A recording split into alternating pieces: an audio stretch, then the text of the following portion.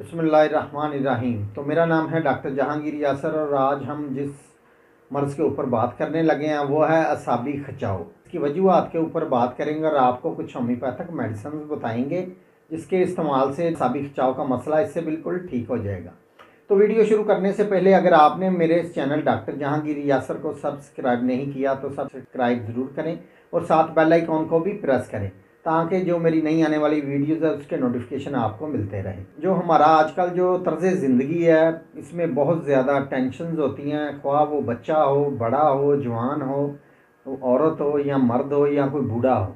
पढ़ाई के मामले में लगा लो या आप किसी कारोबारी मामले में या इज़्दिवाजी मामलात होते हैं या दुनिया में और भी बहुत ज़्यादा ज़र ज़मीन ऐसी चीज़ों के जो मामलात होते हैं, तो बाज़ दफ़ा ये सारे लोग अपने दिमाग के ऊपर ऐसी चीज़ों को हैवी कर लेते हैं, एंजाइटी डिप्रेशन का शिकार हो जाते हैं, जिसकी वजह से ये सारी चीज़ें इंसान के नर्व सिस्टम को डिस्टर्ब करती हैं।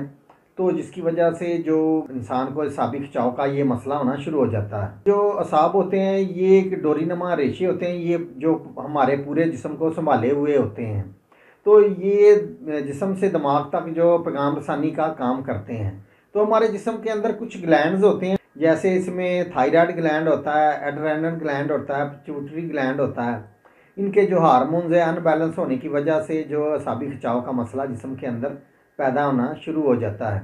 तो इसकी और भी बहुत सारी वजूहात होती हैं, जैसे जिस्म के अंदर मतवाज़न ग़िज़ा की कमी की वजह से भी असाबी खिंचाव हो सकता है। जिस्म में खून की कमी की वजह से, शुगर और ब्लड प्रेशर के वजह से भी ये मसला हो सकता है।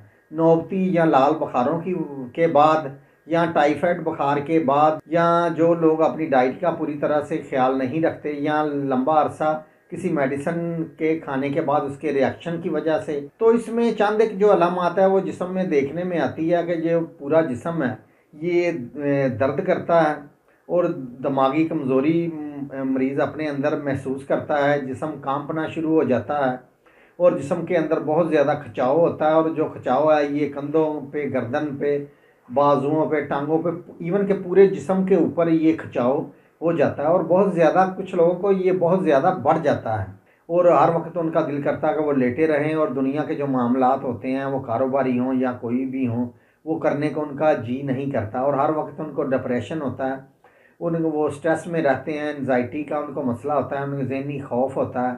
तो अब चलते हैं इसके इलाज की तरफ। तो इसके इलाज में मैं आपको कुछ मदर टिंचर का एक कम्बिनेशन बताता हूँ। तो इसमें जो पहली मेडिसिन है मदर टिंचर के अंदर वो है एसिड फॉस।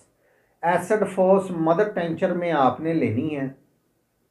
और इसके साथ जो दूसरी मेडिसिन आपने लेनी है वो है डामियाना। डामियाना ये भी आपने मदर टिंचर में लेनी है। और इसकी जो तीसरी मेडिसिन है वो आपने लेनी है एवनास्टाइवा।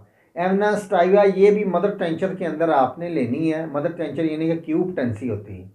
तो इन तीनों को आपने किसी एक बोतल के अंदर मिला लेना है।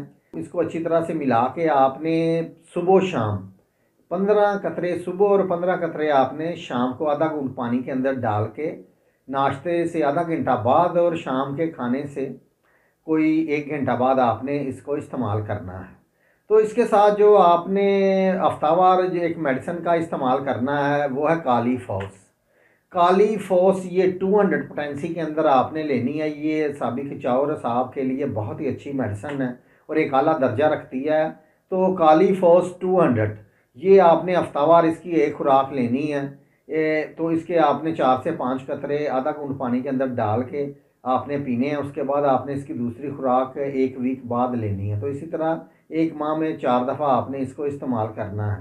तो मेडिसिन का आप इस्तेमाल करें तो आपके अंदर जो असाबी खिंचाव का मसला है इससे बिल्कुल ठीक हो जाएगा।